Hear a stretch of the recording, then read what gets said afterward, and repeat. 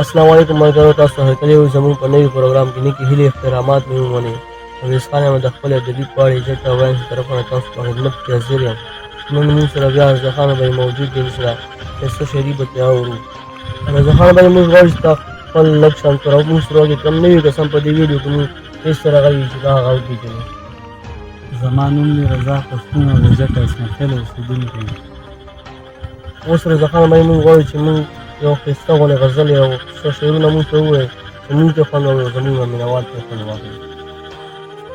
دا یو غزل زه تاسو ته وړاندې کوم، یقیني خبره ده چې تاسو به ډېر خوښ شئ. وسومه لمبه شومه اورونه راکوي، مین دې کم په ځان اوس کې غرونه راکوي. تا ویل رمین شه که خوښي غواړې، خواته تل رضا که بچۍ غواړې. تا ویل رمین شه که خوښي غواړې، خواته تل رضا که بچۍ غواړې. چې خواله دې نږدې کړم ټول غمونه راکوي، مین دې کم په ځان اوس کې غرونه راکوي. ډېر ښه. تا ویل چې هر وخت به مزو کې وي، پروت به ما سره په بسترو کې وي. تا ویل چې هر وخت به مزو کې وي، پروت به ما سره په بسترو کې وي. اوس ولې بې وفا شي چې دردونه راکوي، مین دې کم په ځان اوس کې غرونه راکوي.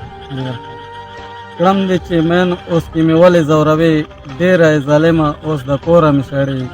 کړم دې چې مین اوس کې مې ولې ځوروي، ډېره یې ظالمه اوس د کوره مې شړې. اوس ولې نه راګورې تکلیفونه راکوي، مین دې کم په ځان اوس کې غرونه راکوي.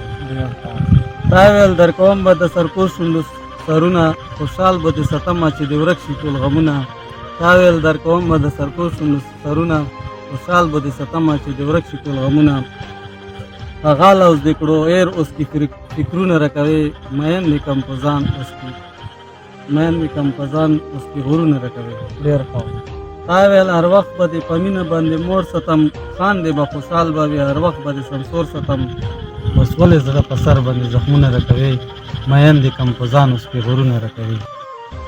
تا ویل چې زه به ټول ژوندون کې روم تا سره، زه دې کړم مین اوس کې بدي کوي ته ما سره. تا ویل چې زه به ټول ژوندون کې روم تا سره، زه دې کړم مین اوس کې بدي کوي ته ما سره. د ځان نه اوس خبر شوم چې ورونه راکوي، مین دې کم په ځان اوس کې غرونه راکوي. ډېر ښه. تر نه خفا شې زه د مینه کې پګل شومه، تر نه خفا شې زه د مینه کې پګل شومه. ګرځم به سوځېږم ټول عمر ته جلبل شومه. یاري دې کړله رانګه سمنونه راکوي، مین دې کم په ځان اوس کې غرونه راکوي. ستا مې مینې کې یاره زه کوڅو په کوڅو سار شمه، لاس مې دې نیولي ستا د مینې خیرتګار شمه.